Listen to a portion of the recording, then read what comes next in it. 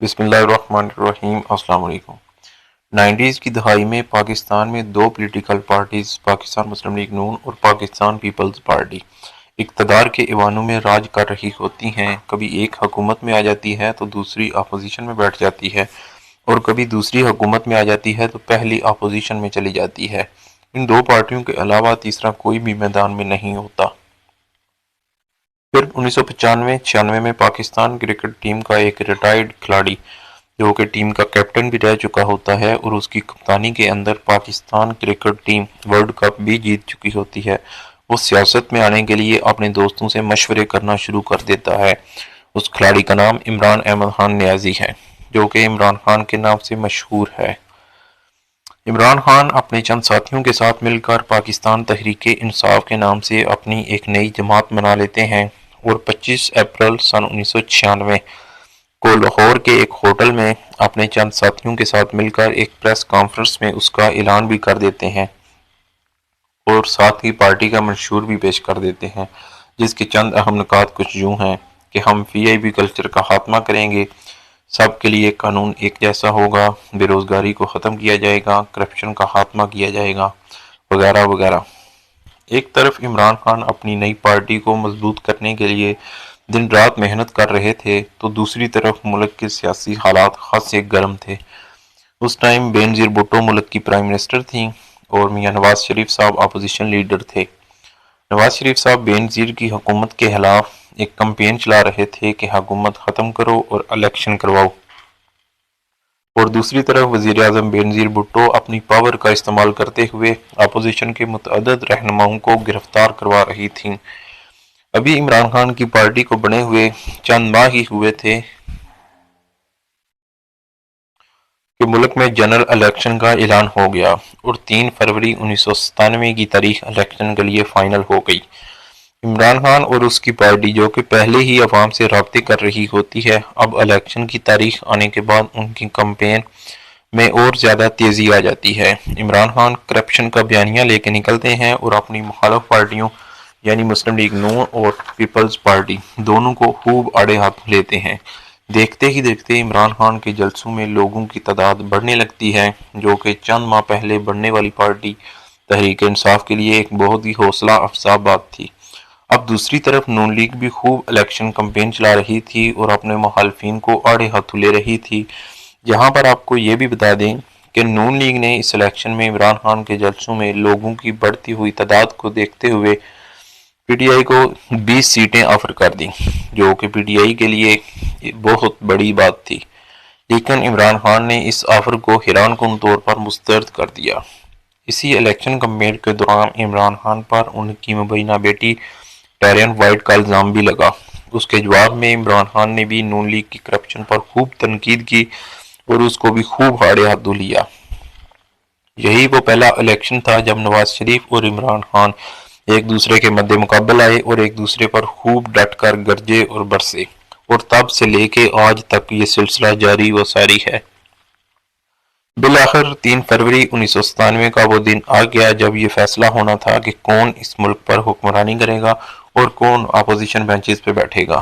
3 فروری کی رات جب الیکشن کے رزلٹ آنا شروع ہوئے تو نون لیگ نے کلین سویپ کر لیا، یعنی 2/3 اکثریت حاصل کی، اور عمران خان کی پارٹی تحریک انصاف اس الیکشن میں ایک سیٹ بھی حاصل نہ کر سکی۔ لیکن عمران خان اور اس کی پارٹی میں ہمت نہ ہاری اور اگلے الیکشن کے لیے محنت شروع کر دی۔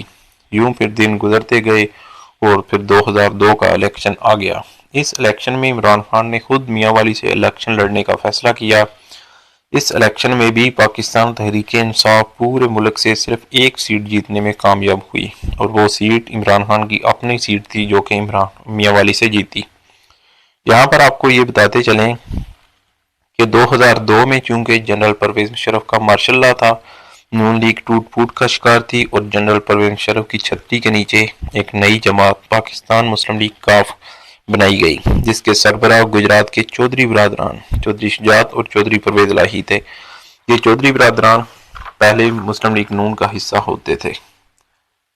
بہرحال الیکشن ہو گئے اور توقع کے مطابق کاف لیگ نے حکومت بنا لی، اور ادھر پاکستان تحریک انصاف کے چیئرمین عمران خان میاں والی سے MNA کی سیٹ پر منتخب ہو کر قومی اسمبلی پہنچ گئے اور اپوزیشن بینچز پہ بیٹھ گئے اور خوب ڈٹ کر اپوزیشن کرنے لگے 2002 سے 2008 تک۔ اس دوران پاکستان میں مختلف private T V channels launch ہونا شروع ہو گئے اور یقیناً اس کا سہرا جنرل پرویز مشرف کو جاتا ہے۔ اب ان ٹی وی چینلز پر شام کے ٹائم پولیٹیکل ٹاک شوز ہونا شروع ہو گئے جس میں مختلف پارٹیوں کے لوگوں کو انوائٹ کیا جاتا اور حالات حاضرہ کے اوپر بحث و مباحثہ ہوتا۔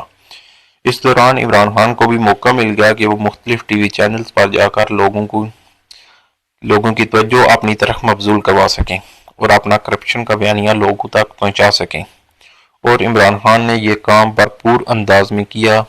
اس عرصہ کے دوران عمران خان کو عوام میں بہت پذیرائی ملی۔ اب 2008 کے الیکشن آ گئے۔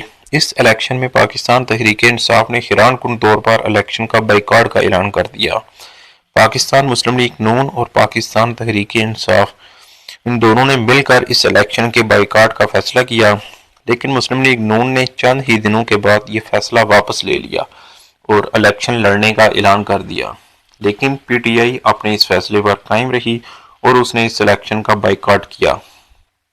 تو دوستو، ایک طرف تو یہ فیصلے ہو رہے تھے اور دوسری طرف ٹی وی چینلز کی تعداد میں بھی اضافہ ہوتا جا رہا تھا اور سوشل میڈیا بھی اس میدان میں اپنی خوب جگہ بنا رہا تھا۔ پاکستان تحریک انصاف کے chairman Imran Khan electronic media اور سوشل میڈیا کے ان پلیٹ فارمز کو خوب استعمال کرتے ہوئے نوجوانوں کے اندر ایک اویئرنیس پیدا کرنے میں کامیاب ہو رہے تھے۔ یوں دن گزرتے گئے اور سال 2011 آ گیا۔ 2011 تک یہ پارٹی نوجوانوں میں کافی مقبول ہوتی جا رہی تھی۔ پھر 2011 میں اس پارٹی نے ایک بہت بڑا فیصلہ کیا۔ وہ فیصلہ یہ تھا کہ انہوں نے 30 اکتوبر 2011 کو مینار پاکستان لاہور میں جلسہ کرنے کا اعلان کر دیا۔ مینار پاکستان میں جلسہ کرنا کوئی آسان کام نہیں تھا، اور ایک ایسی پارٹی جس کے پاس کسی اسمبلی کی ایک سیٹ بھی نہ تھی، اس کا مینار پاکستان پر جلسے کا اعلان کرنا ایک حیران کن بات تھی۔ لیکن PTI نے یہ اعلان بھی کیا اور پھر وہ تاریخی جلسہ کر کے بھی دکھا دیا۔ 30 اکتوبر کے جلسے کی خاص بات یہ بھی تھی کہ اس میں لوگ خود چل کر آئے تھے، نہ کہ بسوں اور ٹرکوں پر لائے گئے۔ یہ اتنا بڑا جلسہ تھا کہ اس کے بعد دونوں مخالف پارٹیز کے اندر ایک ہلچل مچ گئی۔ اس تاریخی جلسے کو دیکھتے ہوئے مختلف سیاستدان اس پارٹی میں آنے کے لیے سنجیدگی سے سوچنے لگے۔ 2011 سے 2013 تک مختلف روایتی سیاستدان اس پارٹی کے اندر گھس آئے۔ جہانگیر ترین، شاہ محمود قریشی، علیم خان، پرویز خٹک وغیرہ، یہ سب لوگ اسی ٹائم پیریڈ کے دوران اس پارٹی میں آئے۔ ان نئے لوگوں کے آنے سے پارٹی کے اندر موجود چند پرانے رہنماؤں نے کچھ اعتراضات بھی کیے، لیکن اس ٹائم اس کے جواب میں یہ دلیل دی جاتی تھی کہ یہ سب لوگ جو ہماری پارٹی میں آ رہے ہیں یہ PTI کے منشور کے مطابق ہی چلیں گے۔ پھر 2013 کے الیکشن کا میدان سج گیا۔ اس ٹائم تک PTI کافی مضبوط پارٹی بن چکی تھی۔ اس الیکشن کے لیے PTI نے پورے ملک میں خوب کمپین چلائی اور بڑے بڑے انتخابی جلسے بھی کیے، اور شاید سب پارٹیوں سے بڑے جلسے PTI کے ہی ہوتے تھے۔ یہاں پر میں ایک بات واضح کرنا چاہتا ہوں، کچھ لوگوں کا خیال ہے کہ 2011 کے بعد PTI کو سسٹم کی طرف سے ایک خاص حمایت حاصل رہی ہے، لیکن میں اس بات سے اتفاق نہیں کرتا، بلکہ میں سمجھتا ہوں کہ اس ٹائم میں میڈیا اور سوشل میڈیا کے مختلف پلیٹ فارمز آ چکے تھے، اور عمران خان ان پلیٹ فارمز کو استعمال کرتے ہوئے لوگوں تک اپنی آواز پہنچا رہے تھے اور اپنے مخالفین کو خوب آڑے ہاتھوں لے رہے تھے۔ وہ ان دنوں مختلف ٹی وی چینلز کے پروگراموں میں جا کر مسلم لیگ نون، پیپلز پارٹی، کاف لیگ اور MQM کو خوب تنقید کا نشانہ بناتے دکھائی دیتے تھے۔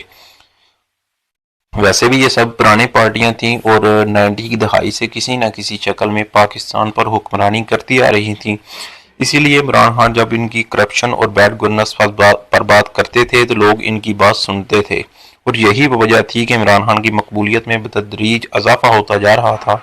30 اکتوبر 2011 کا جلسہ اسی کی ایک جھلک تھا۔ اس جلسے کو دیکھ کر یہ اندازہ لگایا جا سکتا تھا کہ لوگ اب پرانے سیاستدانوں سے تنگ ہیں اور کسی نئے چہرے کو اپنا حکمران دیکھنا چاہتے ہیں، لیکن یہ الگ بات ہے کہ بعد میں عمران خان نے انہی پرانے اور روایتی سیاستدانوں کو اپنی پارٹی میں شامل کرنا شروع کر دیا، جن سے تنگ آ کر لوگ عمران خان کی صفوں میں شامل ہوئے تھے۔ پھر 2013 کے الیکشن کا دن آیا تو تحریک انصاف کو قومی اسمبلی میں 35 سیٹیں ملی اور خیبر پختونخوا میں صوبائی اسمبلی کی سب سے زیادہ سیٹیں لینے والی یہ پارٹی بن گئی، لیکن یہ سیٹیں اکیلے حکومت بنانے کے لیے کافی نہیں تھی۔ پھر پی ٹی آئی نے جماعت اسلامی کے ساتھ اتحاد کر کے حکومت بنانے کا فیصلہ کیا۔ اب جب وزیر اعلیٰ کا نام فائنل کرنے کا مرحلہ آیا تو عمران خان نے اپنے پرانے ساتھیوں کو چھوڑ کر پرویز خٹک کو وزیر اعلیٰ بنانے کا فیصلہ کیا۔ پرویز خٹک نے دسمبر 2011 میں پی ٹی آئی میں شمولیت اختیار کی۔ یہاں پر وزیر اعلیٰ کے ناموں کی دوڑ میں اور بھی نام شامل تھے، جیسا کہ اسد قیصر، عاطف خان وغیرہ۔ اسد قیصر 1996 سے پاکستان تحریک انصاف کا حصہ تھے، لیکن وہ وزیر اعلیٰ کی سیٹ حاصل نہ کر سکے۔ ان کو خیبر پختونخوا میں اسمبلی کا اسپیکر بنا دیا گیا۔ وزیر اعلیٰ خیبر پختونخوا پرویز خٹک اس سے پہلے کسی اور پارٹی کا حصہ تھے۔ وہ اس سے پہلے کئی بار پیپل پارٹی کے پلیٹ فارم سے ایم این اے رہ چکے تھے اور اب وہ پی ٹی آئی کی پاپولیرٹی کی ویو دیکھ کر اس کا حصہ بن چکے تھے۔ مختصراً یہ کہ اب وہ وزیر اعلیٰ خیبر پختونخوا بن چکے تھے پی ٹی آئی کے ووٹوں سے۔ اس دور میں خیبر پختونخوا میں کچھ تبدیلیاں بھی دیکھنے کو ملیں، جیسا کہ پولیس میں اصلاحات کی گئیں، درخت لگائے گئے، بلدیاتی نمائندوں کو ڈائریکٹ فنڈ دیے گئے۔ اسی دوران وزیر اعلیٰ پرویز خٹک کے اوپر کچھ کرپشن کے الزامات بھی لگنے لگے۔ دوسری طرف وفاق میں پاکستان تحریک انصاف 4 حلقوں کو لے کر یہ مطالبہ کر رہی تھی کہ ان 4 حلقوں میں دھاندلی ہوئی ہے، لہٰذا ان 4 حلقوں کو کھولا جائے اور دوبارہ گنتی کی جائے۔ لیکن وفاق میں چونکہ مسلم لیگ نون کی حکومت تھی اور ان کے پاس 2 تہائی اکثریت تھی، لہٰذا وہ پی ٹی آئی کے اس مطالبے کو ایک روایتی سا مطالبہ سمجھ کر اگنور کر رہے تھے۔ تقریباً 1 سال تک یہ سلسلہ چلتا رہا۔ پھر پی ٹی آئی نے حکومت کو آخری ڈیڈ لائن دے دی کہ یہ 4 حلقے کھولے جائیں ورنہ ہم اسلام آباد کی طرف لانگ مارچ کریں گے اور دھرنا دیں گے۔ تو دوستو پھر دنیا نے دیکھا کہ وہ 4 حلقے نہ کھولے گئے اور پی ٹی آئی نے لانگ مارچ بھی کیا اور دھرنا بھی دیا۔ یہ دھرنا تقریباً 4 ماہ یعنی 126 دن تک جاری رہا۔ اس دھرنے میں عمران خان کے ساتھ ڈاکٹر طاہر القادری بھی شامل تھے۔ ہوا کچھ یوں کہ لاہور میں ان کی پارٹی کے 14 لوگ پولیس نے شہید کر دیے تھے اور وہ اس کا الزام نون لیگ پر لگا رہے تھے۔ اس وقت پنجاب میں اور وفاق میں نون لیگ کی حکومت تھی تو انہوں نے بھی دھرنا دینے کا اعلان کر دیا تھا، اس لیے وہ بھی عمران خان کے ساتھ اس دھرنے میں شامل تھے۔ اگست 2014 میں یہ دھرنا دیا گیا اور تقریباً 4 ماہ تک یہ جاری رہا۔ دسمبر 2014 میں پشاور میں ایک اے پی ایس اسکول میں ایک دھماکہ ہوا جس میں بہت سارے بچے شہید ہو گئے۔ اس کی بنا پر یہ دھرنا پھر ختم کر دیا گیا۔ اس دھرنے کے دوران پی ٹی آئی نے قومی اسمبلی کے 35 حلقوں سے استعفے بھی دے دیے تھے، لیکن اسپیکر قومی اسمبلی ایاز صادق نے یہ استعفے قبول نہیں کیے، جس وجہ سے یہ پی ٹی آئی کے لوگ دوبارہ اسمبلی میں چلے گئے۔ اس کے بعد 2016 میں پاناما پیپرز آئے اور اس کی بنا پر نواز شریف کے اوپر کیسز چلے اور وہ 2017 میں نااہل ہو گئے اور پھر نیب میں بھی ان کے کیسز چلے اور یوں پھر 2018 کے الیکشن سے پہلے نواز شریف، مریم نواز اور کیپٹن ریٹائرڈ صفدر کو سزا سنا دی گئی۔ دوسری طرف 2018 ایک الیکشن کا سال تھا۔ پی ٹی آئی نے وفاق، پنجاب اور کے پی کے میں اتحادیوں کی مدد سے حکومت بنانے میں کامیاب ہو گئی۔ 2011 سے 2018 تک یہ وہ ٹائم پیریڈ تھا جب بہت سے روایتی سیاستدان پی ٹی آئی میں شامل ہو چکے تھے اور انہوں نے پارٹی کے اندر کافی اہمیت بھی حاصل کر لی تھی، جبکہ دوسری طرف پی ٹی آئی کے کچھ پرانے رہنما جو کہ پہلے دن سے پی ٹی آئی کے ساتھ تھے، ان میں سے کچھ تو ساتھ چھوڑ کر چلے گئے، کچھ ویسے خاموش ہو کر گھر بیٹھ گئے جیسا کہ حامد خان وغیرہ، اور کچھ عمران خان کے ساتھ چلتے رہے۔ بالآخر 2018 کے الیکشن کے بعد عمران خان حکومت بنا چکے تھے اور ان کا بیانیہ ایک ہی تھا کہ کرپشن کو ختم کرنا ہے۔ حالانکہ ان کی اپنی پارٹی میں بہت سارے ایسے رہنما بھی شامل ہو چکے تھے جن کے اوپر کرپشن کے الزامات تھے، جس کی وجہ سے ان کو تنقید کا نشانہ بھی بنایا جاتا تھا۔ پنجاب کے اندر عثمان بزدار کو وزیر اعلیٰ لگایا گیا جو کہ چند ماہ پہلے ہی پی ٹی آئی میں شامل ہوئے تھے۔ ان کو لگانے کی یہ وجہ بتائی گئی کہ ان کا تعلق ایک پسماندہ علاقے سے ہے۔ عثمان بزدار سے پہلے دوسری پارٹیوں میں بھی رہ چکے تھے اور ان کے اوپر کچھ کرپشن کے الزامات بھی تھے۔ پی ٹی آئی کے پاس پنجاب کے اندر وزیر اعلیٰ کے امیدوار کے لیے اور بھی اچھے آپشن موجود تھے، لیکن عمران خان نے ان کو اگنور کیا اور عثمان بزدار کو وزیر اعلیٰ لگا دیا۔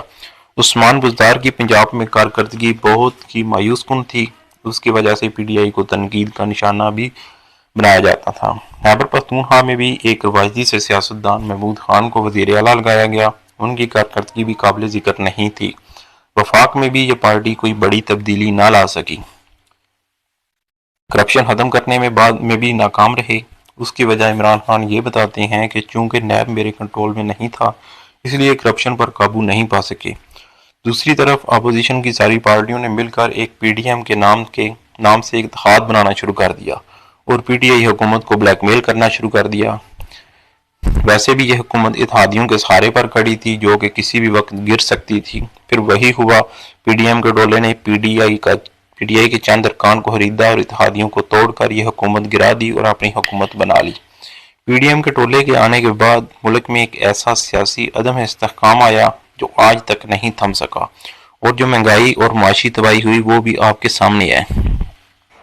پھر اس کے بعد پی ٹی آئی کی مقبولیت کتنی اوپر گئی اور پھر پی ٹی آئی کے ساتھ 2 سالوں میں کیا ہوتا رہا، یہ کسی اور ویڈیو میں ہم بیان کریں گے۔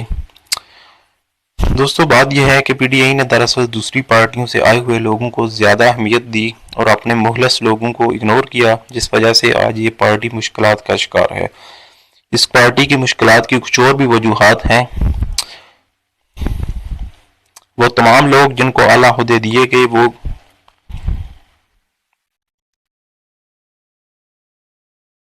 وہ تھوڑی سی مشکل آنے پر پارٹی چھوڑ کر چلے گئے ہیں، اور مخلص رہنما اور کارکن آج بھی پارٹی کے ساتھ تمام تر مشکلات کے باوجود کھڑے ہیں۔ عثمان بزدار، محمود خان، پرویز خٹک، جہانگیر ترین، علیم خان، فواد چودھری، فیاض الحسن چوہان، ڈاکٹر فردوس عاشق ایوان وغیرہ، یہ تمام لوگ پی ٹی آئی چھوڑ کر جا چکے ہیں۔ دوستو، پاکستان تحریک انصاف آج بھی کچھ تضادات کا شکار ہے۔ یہ لوگ کرپشن کے خلاف بات تو کرتے ہیں لیکن ان کی اپنی پارٹی میں کرپٹ لوگ موجود ہیں، یہ ان کے اوپر بات نہیں کرتے۔ یہ لوگ موروثی سیاست کی بات تو کرتے ہیں لیکن ان کی اپنی پارٹی میں خود ایک ہی گھر کے 3 لوگ ٹکٹ لے کے الیکشن لڑ رہے ہیں۔ یہ کچھ تضادات ہیں جس کا پی ٹی آئی کو آنے والے دنوں میں سامنا کرنا ہوگا۔ ابھی یہ پارٹی اپنے ایک مشکل ترین دور سے گزر رہی ہے، اس لیے اس کا ووٹر اور سپورٹر ان تضادات کو ایک سائڈ پر رکھ کر اس کے ساتھ مضبوطی سے کھڑا ہے۔ لیکن جب حالات نارمل ہوں گے ان کا ووٹر اس بارے میں سوال کرے گا، کیونکہ اس پارٹی کا ووٹر پڑھا لکھا ہے اور مڈل کلاس سے تعلق رکھتا ہے، وہ یہ سب چیزیں برداشت نہیں کرتا۔